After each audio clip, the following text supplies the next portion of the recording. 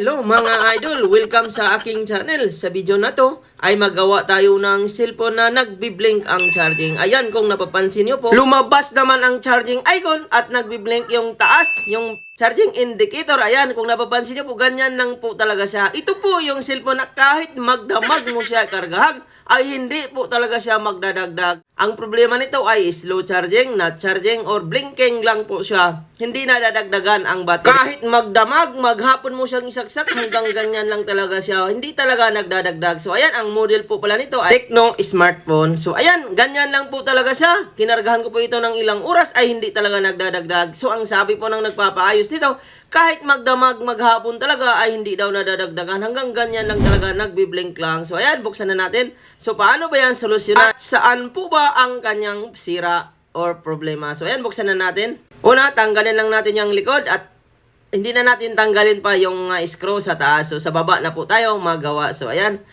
dito na po natin tanggalan. So tanggalin muna natin yung screw at mag-shoutout tayo dito. Ayan, lahat at sa lahat ng ating viewers na nanonood, shoutout sa inyong lahat. At sa gustong magpa-shoutout, comment lang po kayo sa video. So ayan guys, natanggal natin yung screw. Remove natin yan. Speaker po yan. Diyan nakadikit ang speaker.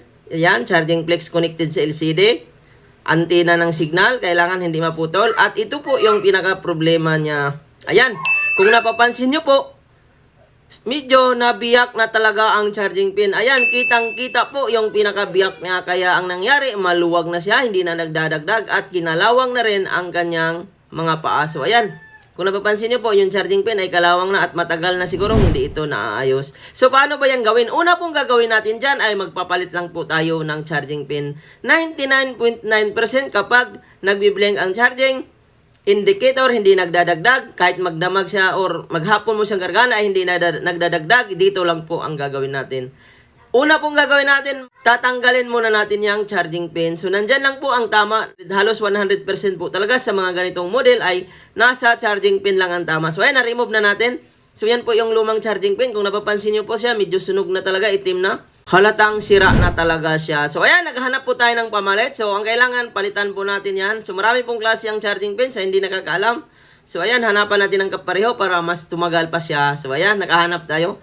Apat po ang paa ng mga ganitong model. Ayan, kung napapansin nyo po, yung luma at bago, ay magkaparehas po sila ng saksakan or charging pin. So, ayan, paano din yan? Patibayan ang charging pin para mas lalong tumagal. So, ayan, unang gagawin po natin dyan. Mag-apply tayo ng flux at linisan natin ang mga paa po ng charging pin para mas madali kumapit ang pinakapaari ng bagong charging pin. So, ayan, lagyan po natin ng konting tinga. Mag-additional po tayo. Gagamitan na po natin ng hot air para mas kumapit at kumapit talaga at matibay ang pagkakagawa. So, ayan, nalagyan po natin ng tingga. Kung napapansin nyo po, medyo kumapal po ang tingga ng mga paa.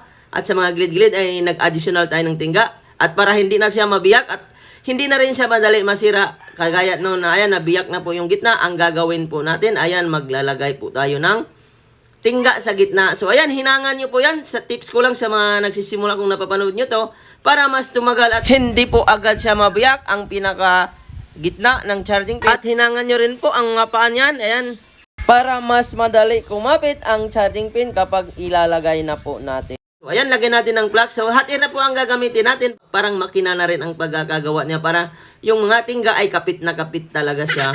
Ayan.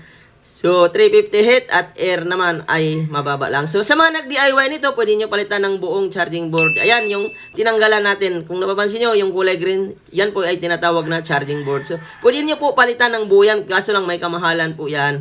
Either sa charging pin lang ipapalit nyo, ay makakamura po kayo. So, ayan, nakabit na natin at ang ginawa ko, pinaghihinang ko pa ang mga paa niya. Kahit maganda na po ang kanyang pagkakalagay, ay hininang ko pa siya para may puwersa talaga siya at hindi madaling matanggal. So, ayan.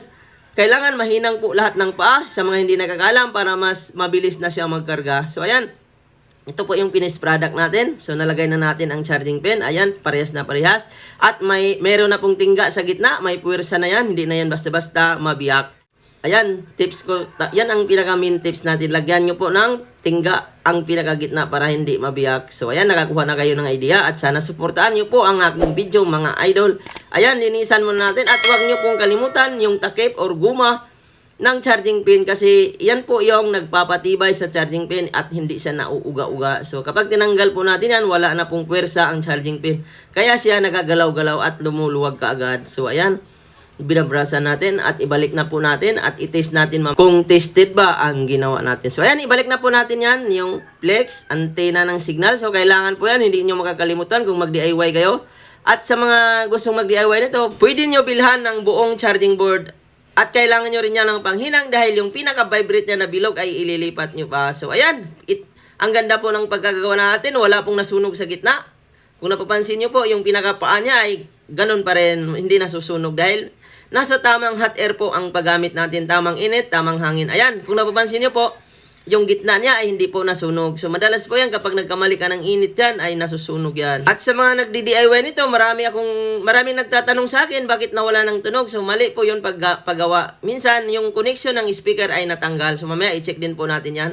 So ayan, pit na pit po ang pagkagawa natin, hindi po umangat yung baba. At ayan, i-test na po natin yan maya-maya lamang. At ayan, tapos na po natin na ilagay lahat at i-testing po natin kung mag-charge. Huwag po kayong kukurap at kapag ito hindi na nagbi-blink ay ibig sabihin okay na. Ayan, unang salpak natin. Kung napapansin nyo po, nag-steady na ang kanyang charging indicator sa taas. Ayan, at ang gitna niya ay hindi na nawawala. Ayan, kung napapansin nyo po, steady na po siya. Ibig sabihin, normal na po ito. At dahil na-drain po ito, kinargahan po ito ng maghapon na hindi na nagdadagdag. So, ayan. Ang gagawin po natin ay kargahan muna natin at magbabalik lang po tayo sa ilang minuto lang. At ayan guys, maligayang pagbabalik. After 20 minutes, ayan, nag 21%. At grabe, ang bilis po talaga nagkarga nito. Kasi kapag kargahan mo ito, kapag nagbiblink lang talaga ay steady lang po yung pagbiblink. Hindi talaga yung magdadagdag dahil may tama at sira na ang pinakasaksakan. So dahil normal na po ito, ayan, linisan muna natin para naman masaya pagbalik natin. At maganda ang pagkakagawa. At iuna po natin, tingnan natin kung gumana ba lahat ng function ng ginawa natin. Dahil connected din po ang speaker doon sa baba sa ginalaw natin kapag nagkamali tayo. So ayan, i-check na po natin. Ayan, nakaluwa ang brightness. Kasi nalulubat siya. So kanina hindi nagja-charge. At ayan, tingnan po natin. Gumana na siya. May safe charging na pong nakalagay. Ayan.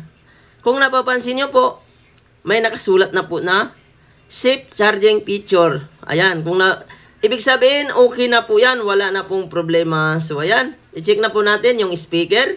Kung gumana pa ba ang speaker dahil connected din yung sa baba ang ginalaw natin kapag nagkamali tayo. Ayan, kung napapansin nyo po, okay naman yung speaker, normal, walang pagbabago. So success na po ang ating pagkakagawa. So sana guys, nakakuha din po kayo ng idea sa paggawa ng ganitong problema at kapag nakaranas kayo ng ganito ay sundan nyo lang po ang ginawa ko at masolve nyo na ang issue. Huwag nyo pong galawin ang motherboard dahil wala naman sa motherboard ang tama. So ayan, normal charging, wala nang problema at sana suportaan nyo po ang aking video. Huwag nyo pong kalimutan mag-like, mag-share at mag-subscribe sa ating video at mag-follow sa ating FB page, Julpon TV Official, new page. Maraming salamat po. At tapos na po tayo. Ayan, normal na po siya. Wala na pong problema. See you on my next video mga idol. Maraming salamat.